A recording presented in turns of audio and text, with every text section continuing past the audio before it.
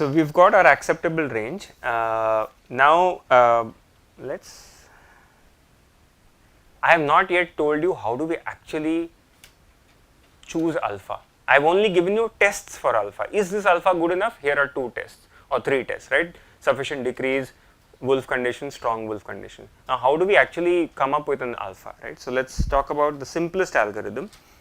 Simplest algo for finding alpha. Okay. The name of this algorithm is called the backtracking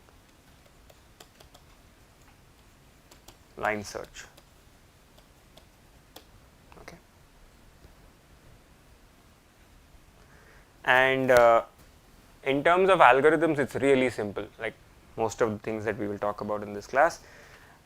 Step 1, start with, so if you are in charge of figuring out how to pick alpha, should your starting point be very small alpha or very large alpha?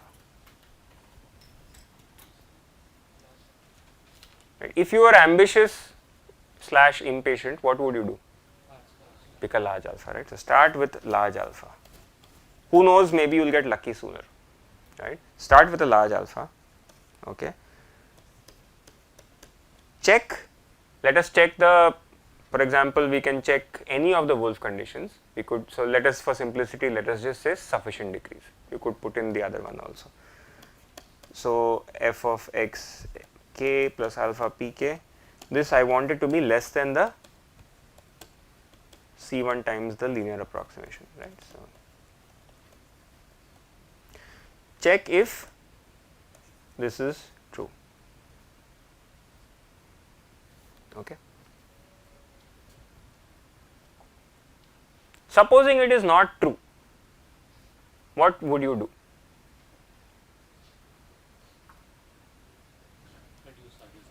Right. So if not true, I need to reduce alpha.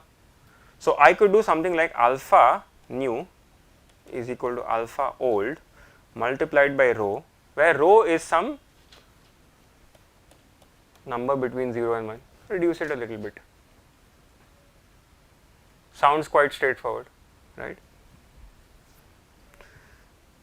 If it is true, what do I do?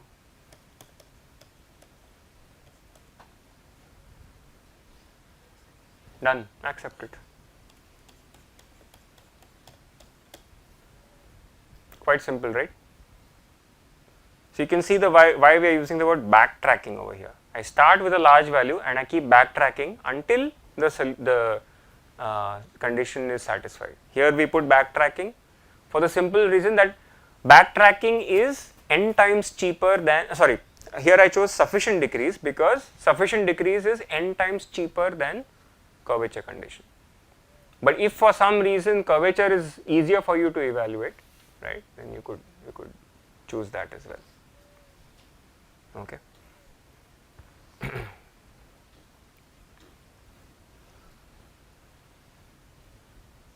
So I think, let's see, yeah, this is one of the most common techniques by which we can figure out what is the alpha, right. So this is actually your first algorithm of the course in some sense. Given a search direction, start with a large value of alpha, keep backtracking until the condition is satisfied, and then move from xk to xk plus 1. Once you are at xk plus 1, right, you need to repeat it at each. Okay, so if I were to nest it, what would I do? Start with a large alpha, check if this, if true, accept alpha. What does that imply? Xk plus 1 is equal to xk plus alpha pk is set. But is that the end of the problem? No. What is the end of the problem? So now I need to check if grad fk plus 1 is small or 0. If it is true, then victory. If it is false, what do I do? Right, then I need to go back over here, right? So that is the outer loop, you can think of it. The outer loop is to check for gradient, the inner loop is to check for a good value of alpha, right? And that's how you do it. So in subsequent modules we will look at how do we, how good is the convergence, does it converge, things like that. Okay, yeah, question. Is it good to choose alpha as a large value, or say again? Can we always choose alpha as a big value, or can we have some other, how do we know that whatever value? So the way we have written this algorithm is a little heuristic, right? So now when I say large alpha, how large an alpha, right? So here the point is that what are we finally using over here? First order linear approximation. If I choose alpha to be very large, 10 to the 6, there is no point of this checking condition, because it's not going to tell me anything. So I need to be, by large I don't mean very very large. So again there is a heuristic flavor over here to tell you what is the value of alpha to be chosen. Okay. So then there are different implementations that people will do. For example, if I normalize the pk to 1 to be a unit vector, many people will start with alpha equal to 1 and then go down. Okay. And here it's like a geometric progression over here, right? So if for example rho is 0.8, right, I reduce alpha at a certain rate. If alpha is 0.1, then within 5 steps I am at 10 to the minus 5, it will get accepted, right? So there is a lot of tuning over here. There is no good, these all things will control the rate of convergence. What you have to be careful of is, in your greed you don't skip the solution. So there is a lot of research over here in making rho also adaptive iteration to iteration, right? So, and what alpha I choose at one step will not be the alpha I choose at another step. So technically speaking, some of you should have objected in me writing alpha. Actually I should write it as alpha k, because for every iteration alpha k may be different. And in fact, as I get closer and closer to the solution, should I expect smaller alphas to work or bigger alphas to work? Smaller alphas to work, right? So you can bake that into your choice of rho also. So a lot of scope for creativity over here. Okay, so that's all I wanted to tell you about line search algorithms. So we looked at, what we looked at was, in the line search algorithms, we looked at, first of all, why do we need to go for inexact line search, right? Because exact line search is extremely expensive. And then we looked at the condition of sufficient decrease, that my function value should be at least below the linear approximation with some relaxation. The second one was called the curvature condition, which looked at the slope. The slope should at least be less than the slope of the linear approximation. This is to prevent very very small values of alpha. And then we did a very obvious fix to prevent overshooting. We put mod on the slope and we got the so-called strong wolf condition, right? We may not have even bothered with this regular wolf condition. We could have directly derived the strong wolf condition, but in many papers or literature you will find people just doing wolf condition. So then you should not think that they are doing strong wolf, which is why I have mentioned this over here. Alright, then practical issues of finite differences in calculating gradients, and your first algorithm for line search, which is backtracking, right? So fairly easy stuff. Remember, we are not going anything beyond first and second order Taylor's theorem. So if you can keep that in your head, everything is a piece of cake. Okay, any questions? Yes.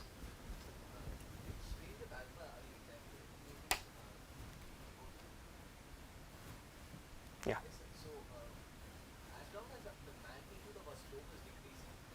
Correct. So then once we reach the first field, Yeah. beyond that point the magnitude of our slope increases. Correct. But then that falls under the alpha that increases. Yes, in the strong wolf condition.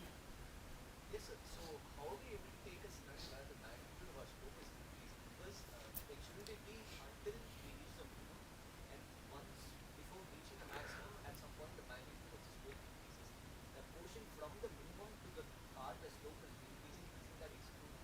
Okay, so this is the trouble with drawing a graph is that drawing a graph is very cheap. I can draw the graph perfectly. When you look at it, you can say, hey, what's the point in doing anything after the minima? On a graph, it's very easy for me to see. But now look at your backtracking line search algorithm, right? So that means I'm starting at some value over here. All I'm going to do at this point is to evaluate the function. So I get one dot of this function. I don't know where the minima is, whether it's to my left, to my right, right?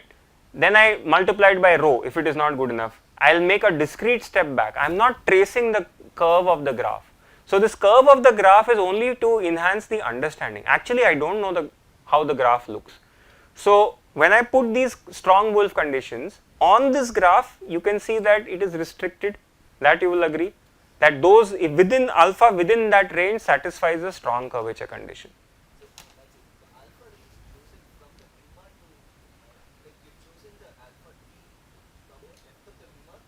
To the right of the minima.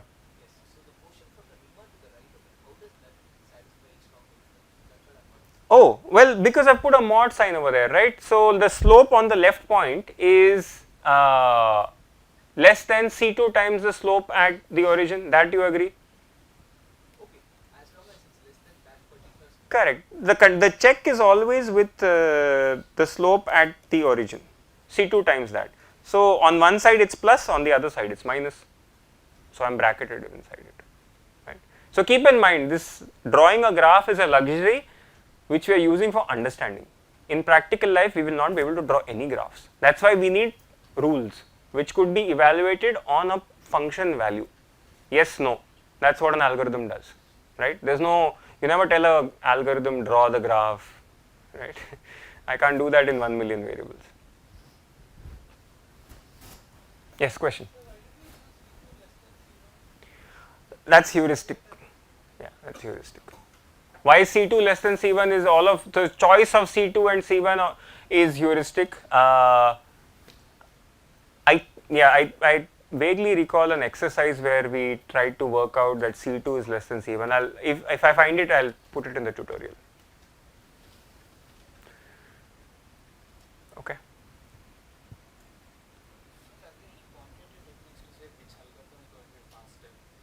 Are there any quantitative algorithms to quantitative analysis to tell which algorithm is faster? So in the subsequent modules, we will look at calculating the convergence rate for different algorithms, for gradient descent, for conjugate gradient, and so on, right? So that will give us an idea of which method will be faster or not. But you are saying that, for example, for different stopping conditions, which will be faster? I mean, in the optimization literature, all of this has been analyzed. But broadly, supposing for example I fix it to be gradient descent, the rate of convergence is linear. Now when I say rate of convergence is linear, the coefficients, it's order notation, it's linear, but the coefficients can change depending on the implementation. If I am checking this condition versus that condition, order remains linear, but the constants of that order will change. So some may be faster, some may be slow. That is bound to happen. And then we sort of stay away from that territory, because then more and more it becomes implementation dependent. Did you have 100 cores or did you have 1 core? How well did you do parallelization? All of that matters, right? Because if I have a 100 core CPU, the sufficient decrease condition and the curvature condition may be just as, if I can do n simulations in parallel, I can get the gradient in the same time that it takes me to get a function value. Then they run as fast. But if I had one CPU, it changes, right? So, we'll keep it at a little higher level, because then we'll get lost in implementation detail.